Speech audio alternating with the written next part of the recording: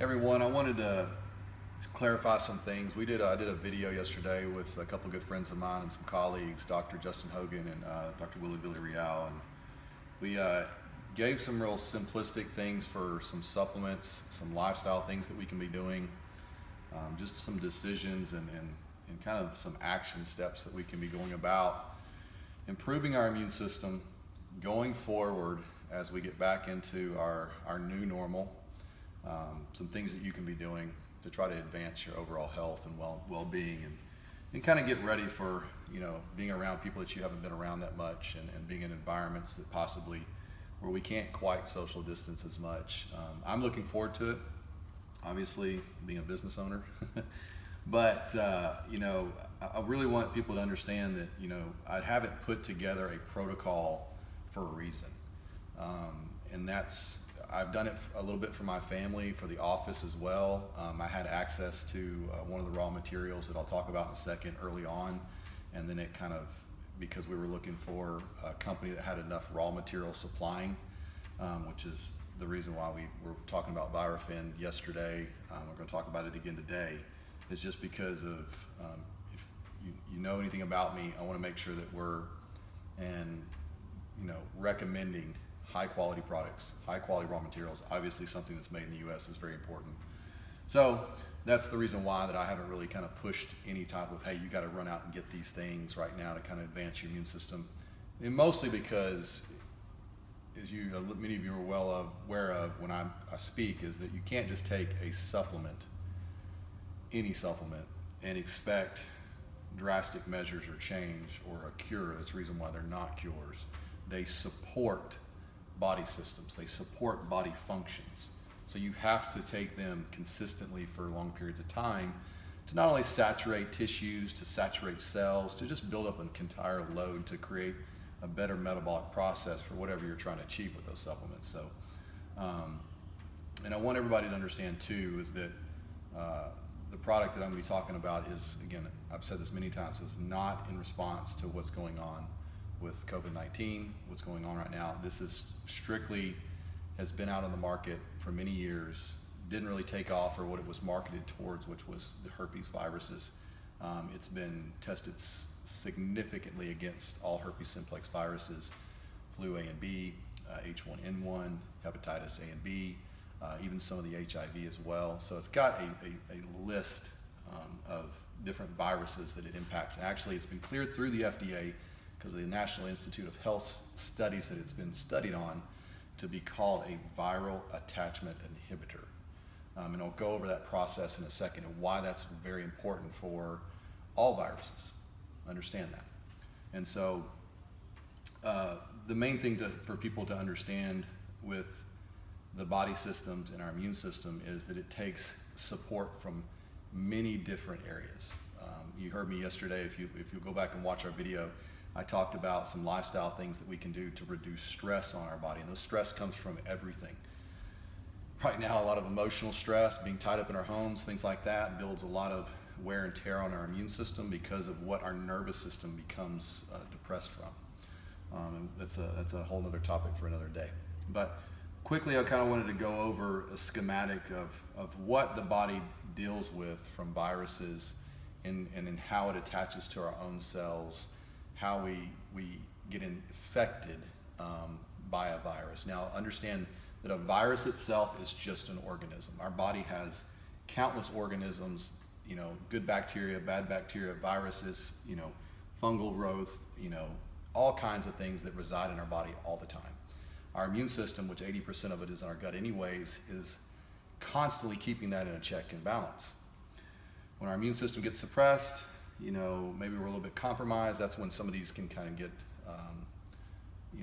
develop into diseases, conditions, things like that. But in and themselves, viruses are not diseases. They do some things to create those diseases, though, and hence why we're seeing with what we're currently dealing with, a lot more respiratory issues and distress and that kind of stuff. So what I've drawn up here, and excuse me, I'm not an artist, but I hope that this will be a little bit from a simplistic view for people to understand. But what I've drawn up here is basically a very simple, schematic of our host cells and what a virus actually looks like. And so I'm sure everybody that has been stuck at home has seen what these are. This is kind of just a two-dimensional image. Of course, you see a lot of three-dimensional electron microscope images of an actual virus, and it's got all these little spikes on it. Those spikes are we call them S proteins, protein spikes, whatever you want to call them. They are the attachment appendage for the virus to attach to a host cell. So a virus basically has to have a host to replicate its DNA into a cell, and it hijacks our replication process for our own genome. And then it turns it into what it wants to do, and it infects that cell, which therefore is a trickle-down effect and basically a domino of a lot of inflammatory products that cause the cell to eventually burst open. We'll go over that in a second. So as you can see, these spikes are very important, and this is a protein envelope.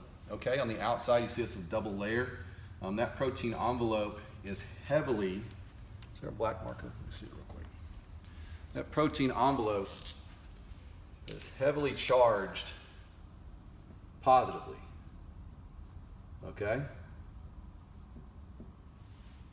And so that means that most of our cells have a negative charge on their surface. Why is that important? Because what? Positives and negatives attract. Okay? And that's one way, again, for viruses to find their way to these host cells. That's how they find their way into an area that they can kind of infect themselves. So knowing this, and it's very important because of how the mechanism of action works for humic acid, and that's the main raw material inside VIRAFEND. So humic acid itself is very polyanionic, and what that means is that it is heavily negatively charged. So if that's the case, opposites attract, right? And I know that's very simple to understand, but I wanted to show you something to kind of follow. So everybody knows Velcro, right? So everybody see that? So you know the very stiff, rigid portion of Velcro, and this is just something I got off one of our cords in the office. This real stiff, rigid portion of Velcro, think of that as the actual protein spikes on the virus. And think of that felt portion as the cell site of a host cell.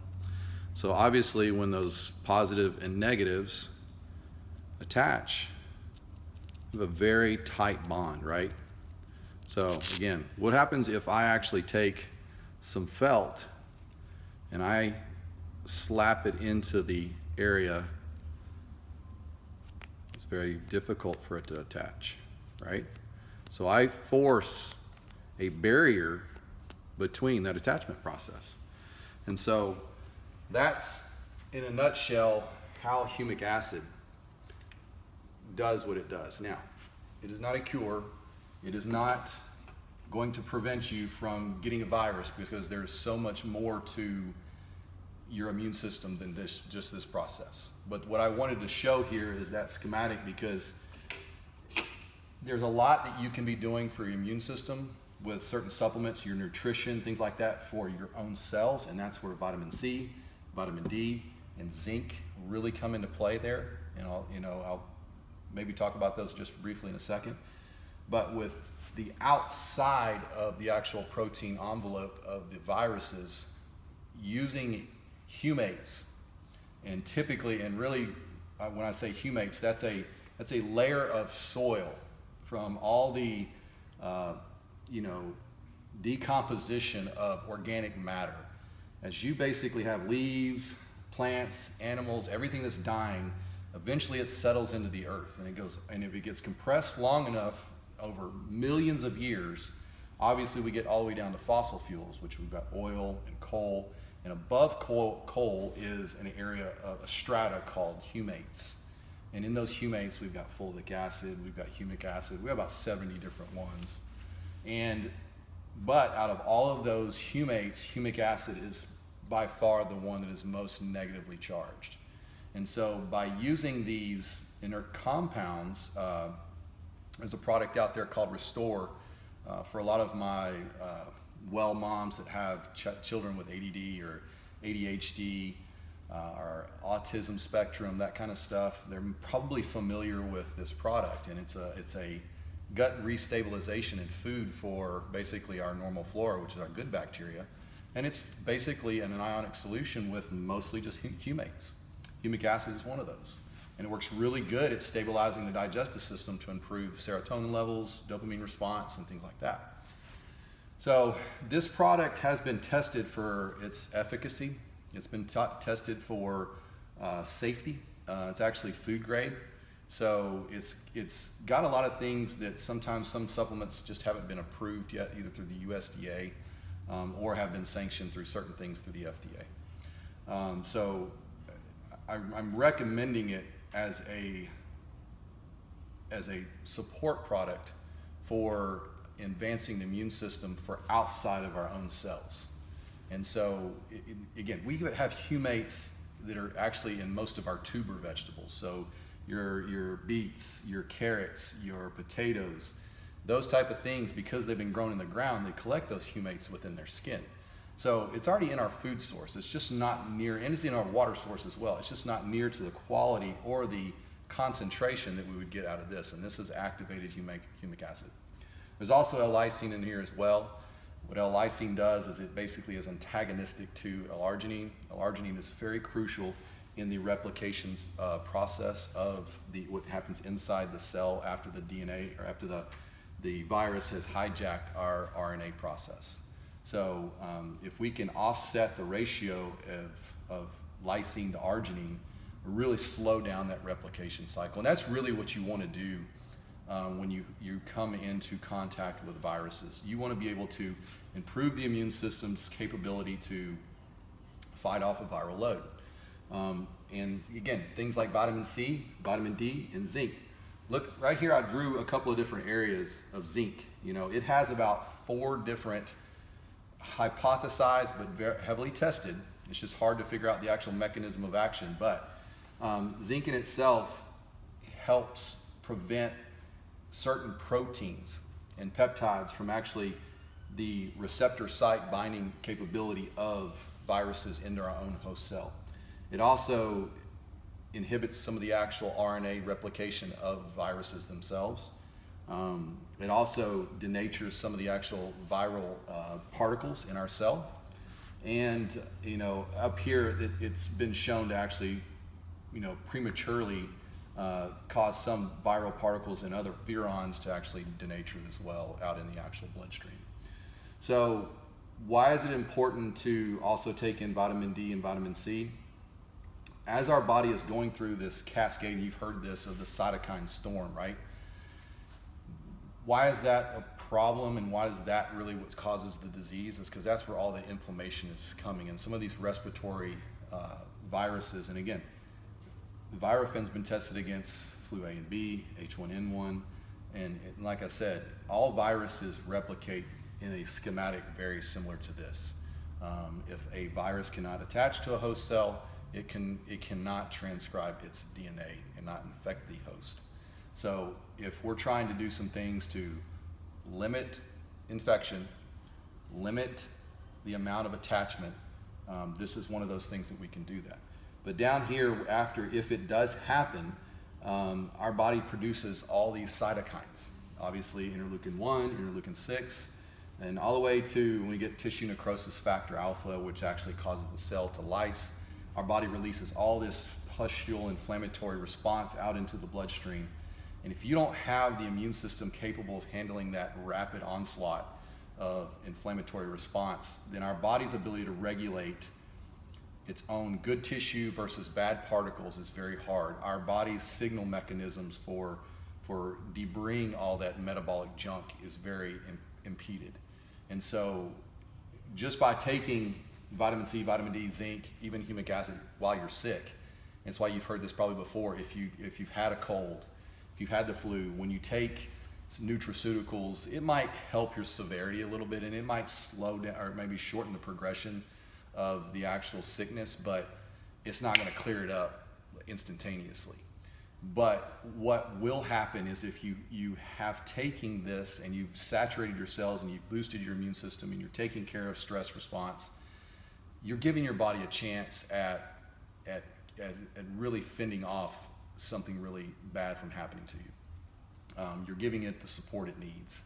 You're giving it the fitness that it requires to really improve the immune system itself. So, and that's where, again, vitamin D and vitamin C work really good, because it helps our body recognize and really kind of prevent that onslaught of the cytokine storm. Believe it or not, we've seen before with respiratory patients, and it's been, lots of literature on this with vitamin C.